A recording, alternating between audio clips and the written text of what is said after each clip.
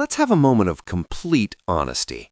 How many times have you stared at your reflection in the mirror at 2 a.m., surrounded by empty energy drink cans and highlighted textbooks, and whispered to yourself, "Tomorrow, everything changes"?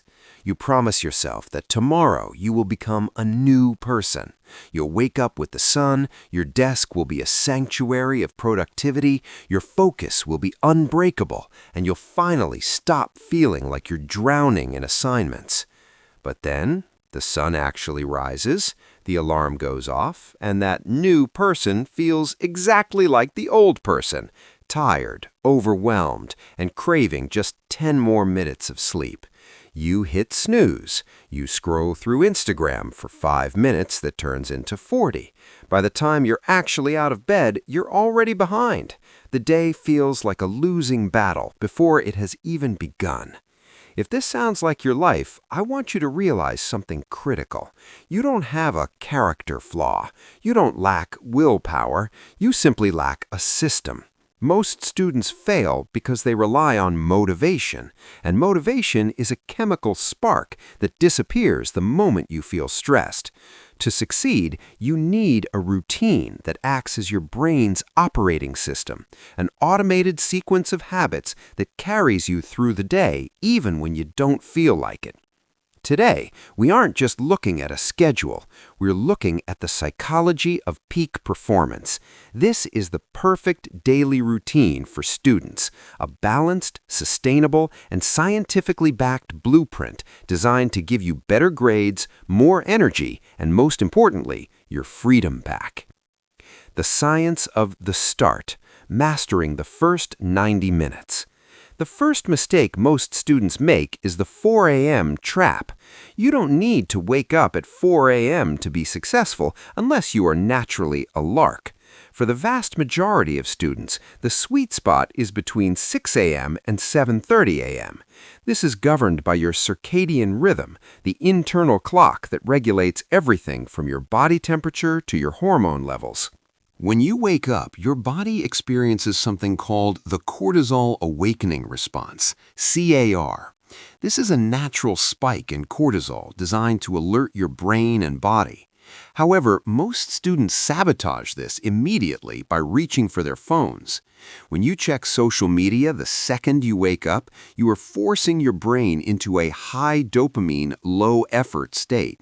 You are training your mind to seek distraction before you've even had a glass of water. The no-phone zone. Commit to keeping your phone off or in another room for the first 45 minutes of the day. Instead, engage in biological priming. 1. Hydration over caffeine. You've been asleep for 7 to 8 hours. You are clinically dehydrated. Your brain is roughly 75% water. Drinking a large glass of water immediately clears sleep inertia, that foggy feeling, faster than a shot of espresso. View natural light. This is perhaps the most underrated productivity hack in existence. Spend 2 to 5 minutes looking outside or walking on your balcony. Sunlight hitting your retinas signals the brain to stop producing melatonin, the sleep hormone, and start producing serotonin and dopamine. The 90-minute caffeine rule. If you are a coffee drinker, try to wait 90 minutes after waking before your first cup. This allows your body to naturally clear out adenosine, the chemical that makes you sleepy. If you mask adenosine with caffeine too early, you will experience the dreaded 2 p.m. crash later. The deep work architecture, 8:30 a.m. to 11:30 a.m. Now we enter the most valuable hours of your day. In the world of productivity, we call this deep work, a term coined by Cal Newport. This is the period when your prefrontal cortex, the part of your brain responsible for logic and complex problem solving, is at its peak. The big rocks principle. Most students spend their best hours doing shallow work, answering emails, organizing their planners, or cleaning their rooms. This is productive procrastination. You feel busy, but you aren't moving the needle. Instead, you must eat the frog. Identify your hardest subject, the one that causes the most anxiety, and tackle it first. To maximize this, use the advanced Pomodoro technique. Standard Pomodoro, 25-5, is often too short for deep subjects like math or physics because it takes the brain about 20 minutes to reach a state of flow. Instead, try 50 minutes of work followed by a 10-minute break. During these 50 minutes, you must be a digital monk. No music with lyrics, which interferes with language processing, no notifications, and no multiple tabs, just you and the problem. During the 10-minute break, do not check your phone. If you check TikTok during your break, you experience cognitive overlap. Your brain starts processing the video instead of resting, which means when you start the next 50-minute block, you aren't actually refreshed. Instead, stretch, walk, or simply stare out the window. Give your brain white space. The nutrition of focus, fueling the engine. Your brain is an energy-intensive organ. While it only accounts for 2% of your body weight, it consumes about 20% of your daily calories. However, what you eat determines how long your focus lasts. The student meal mistake is consuming high-carb, high-sugar snacks like cereal, white bread, or sugary energy drinks. These cause a massive spike in glucose, followed by an insulin surge that crashes your energy. This is why you feel like you need a nap at 11 a.m. Aim for stable energy. Healthy fats and proteins, eggs, avocados, nuts, or Greek yogurt. These provide a slow, steady release of energy that keeps your brain stable for hours. The electrolyte factor. Sometimes brain fog isn't a lack of sleep, it's a lack of minerals. A pinch of sea salt in your water or a magnesium-rich snack can significantly improve your mental clarity. The afternoon pivot, working with your biology. Between 1 p.m. and 3 p.m., almost every human experiences a postprandial dip, a natural drop in energy and body temperature. This is when most students give up and spend 3 hours watching YouTube. Instead of fighting your biology, work with it. This is the time for passive and active application. If you have lectures, don't just sit there. Use the Cornell note-taking system. Divide your page into 3 sections: cues, notes, and summary. By summarizing the lecture in your own words while the professor is talking, you are performing encoding, moving information from short-term to long-term memory. If you don't have class, use this low energy window for shallow work. This includes organizing your files, reviewing your schedule for next week, doing repetitive practice problems that don't require high-level theory, and responding to emails. If the slump is too heavy, utilize NSDR, non-sleep deep rest. A 10 to 20-minute NSDR protocol or a power nap can physically reset your nervous system. Research from Stanford shows that these protocols can replenish your dopamine levels, allowing you to have a second morning of focus in the late afternoon. The neuroplasticity of movement, 4 p.m. to 6 p.m. By late afternoon, your brain is likely saturated with information.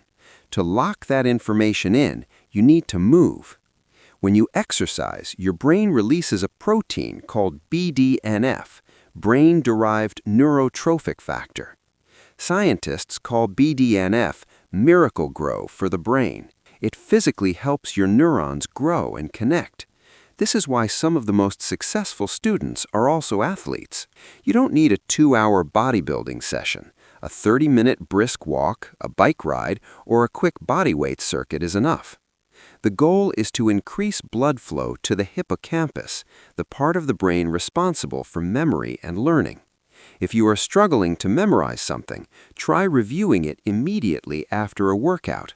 You will find that the information sticks much faster. The creative sanctuary, 6 p.m. to 8 p.m. Academic burnout is real, and it usually happens because students stop being people and try to become study machines. To maintain a routine for a semester, you need a third space, an activity that has nothing to do with your grades. This is your time for creativity or social connection.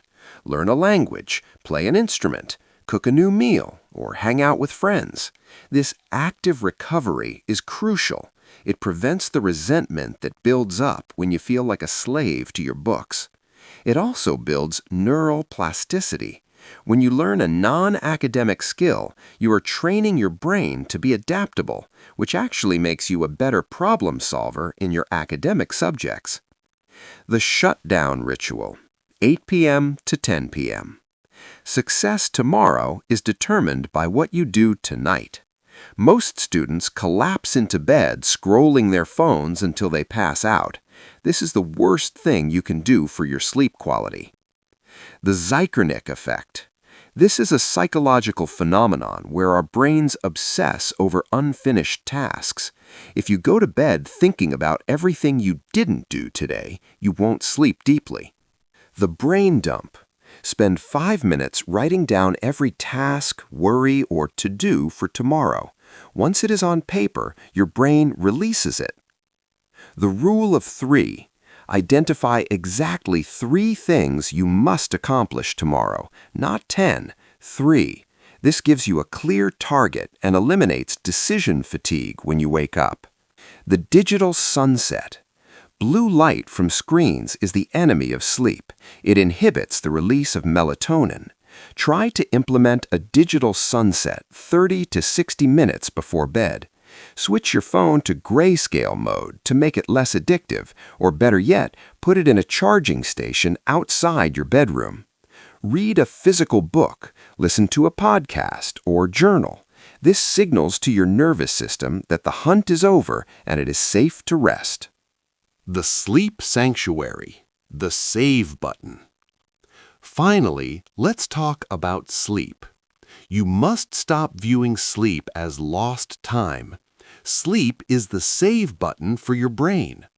During REM, rapid eye movement sleep, your brain processes emotions and cleans itself of metabolic waste. During deep sleep, your brain moves the information you studied from the hippocampus, temporary storage, to the neocortex, permanent storage. If you study for 10 hours and only sleep for 4, you're effectively deleting half of what you learned. Aim for 7.5 to 8 hours. The most important factor is consistency. Waking up and going to bed at the same time every day, even on weekends, keeps your internal clock synchronized, making it easier to wake up without feeling like a zombie. Conclusion: the path to mastery. This routine is not a prison, it is a ladder. It is designed to take you from where you are, stressed, tired, and inconsistent, to where you want to be. Remember, discipline is the highest form of self-love. It is choosing what you want most over what you want now. You won't be perfect at this routine on day 1. You might fail on day 3. You might sleep in on day 10. That's fine. The difference between a successful student and a struggling one is that the successful student simply restarts the next day. Follow this blueprint for 30 days. Protect your mornings, fuel your body, respect your sleep, and use your afternoons wisely. You will find that you aren't just getting better grades, you are becoming a person who is in complete control of their life. Stop waiting for tomorrow. Start tonight.